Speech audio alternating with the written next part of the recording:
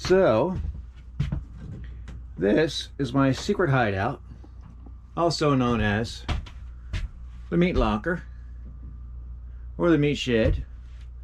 And those hogs that you met are all in here. Now, let me see if I can get a good shot of one of these.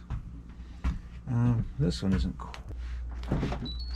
Alright, looks like here we have maple sausage, lots and lots of maple sausage. We have ground pork, sweet Italian sausage, more maple sausage. Wow, that's a mess of sausage. Oh, and some, what I call portable ice. And here we have, let's see, that is hot sausage, hot links. Oh yeah, roasts. I love roasts. Here we have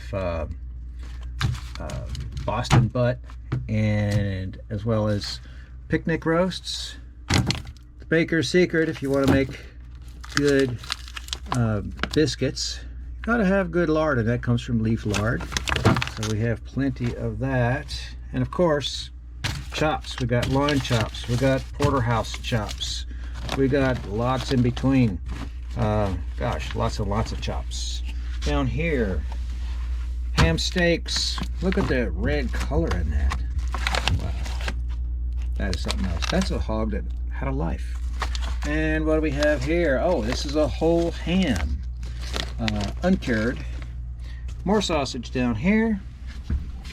We're going to be having sausage for a long time. And let's see, the label says mild sausage, spare ribs, and roasts. So there we have lots and lots of mild breakfast sausage. We have spare ribs whole, spare ribs sliced. I can taste the barbecue sauce. And again, my personal favorite, roast after roast after roast. This is 1, 2, 3, 4 bags of picnic and Boston butt roasts. Very, very good stuff. You know what? The reason I love this is because you could put this in a crock pot, go to work, come home to the most tender and delicious pork you've ever had. And let's see, looks like more sausage down there. And one last freezer here. Let's see, sweet Italian chops, porterhouse, grind, hot sausage. All right, wow, more sausage. This is almost all sweet Italian. We have chops. Those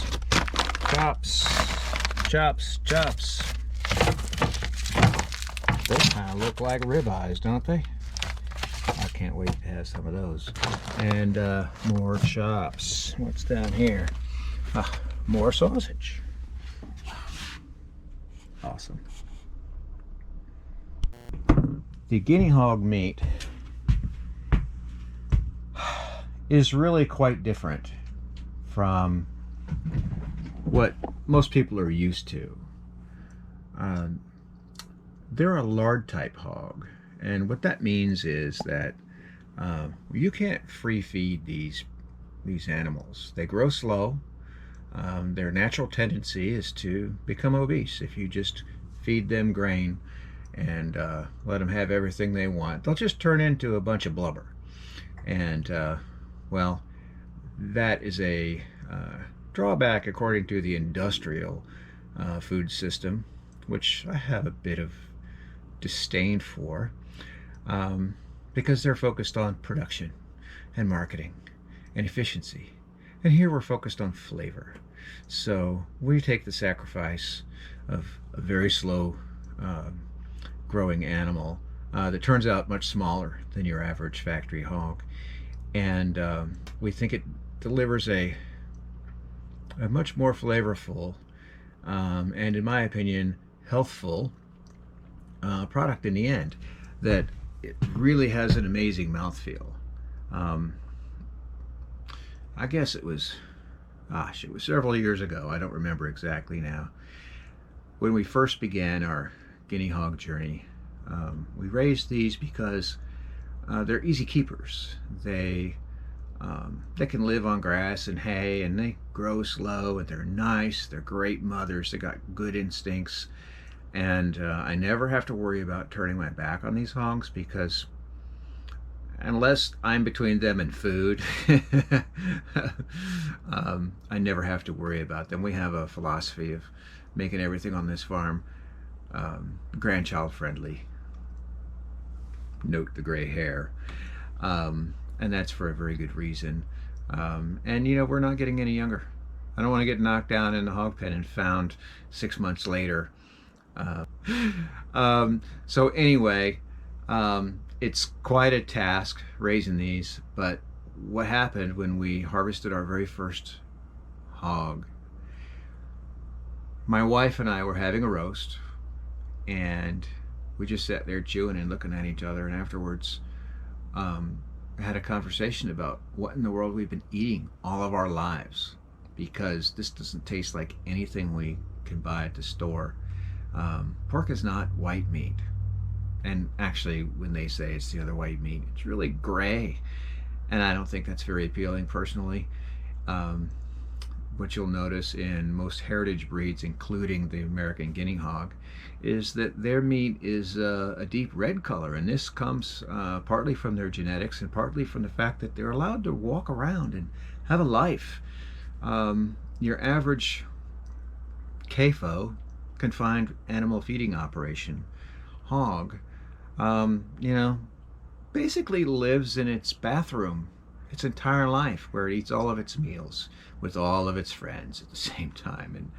And someone I know in the food industry who worked in a hog house as a young man told me how the very first time he went into a hog house, his first instinct was to throw up, and he did, because it's just disgusting to raise animals over a grate of over water where they pee and poo, eat and sleep, and live their entire lives in captivity without access to sun and mud and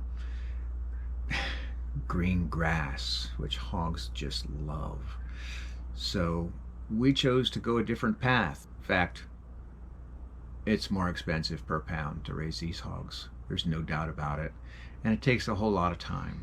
And so we're operating seasonally here, which is why we have all these freezers chock full of goodness, because this is going to have to last us a while. And oh, right there behind you, I forgot to show this one. We don't have the bacon back yet. This is last year's pork. It's almost gone.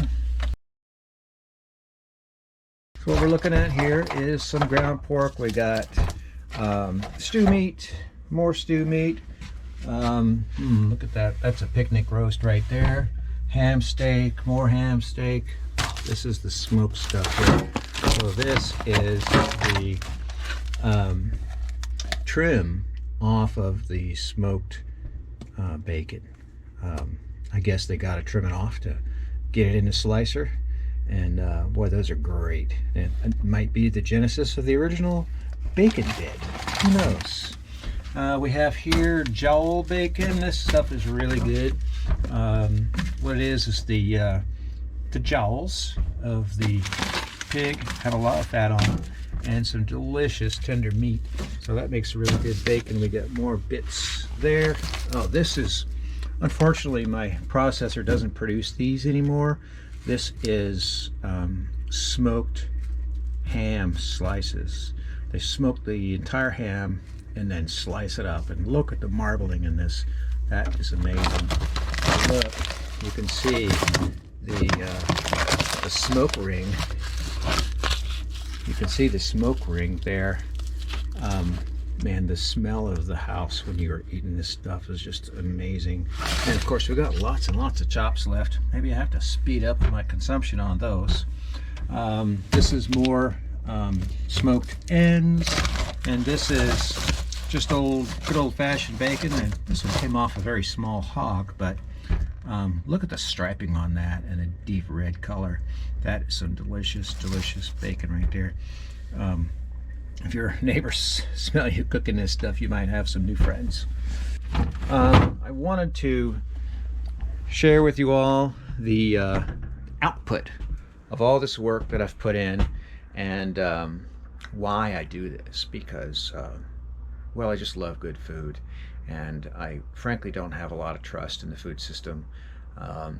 A, in producing a wholesome product, B, producing a healthy product, and C, I really don't want to be at the whim of giant conglomerates that are, dare I say, monopolizing the food industry. And the pork business has been vertically integrated for years and years.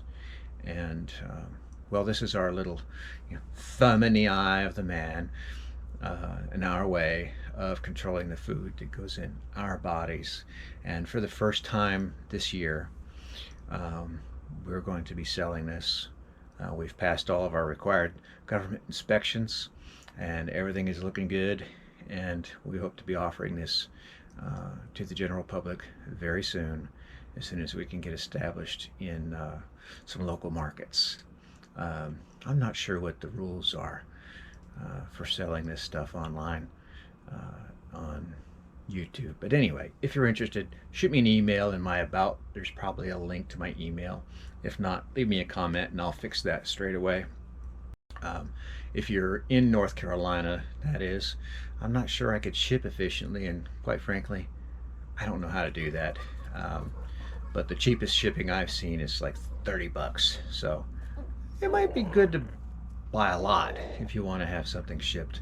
A better option is just to come visit the farm and let us walk you around and show you what we're doing here and share our delicious pork with you. Thanks for coming along on this little walk.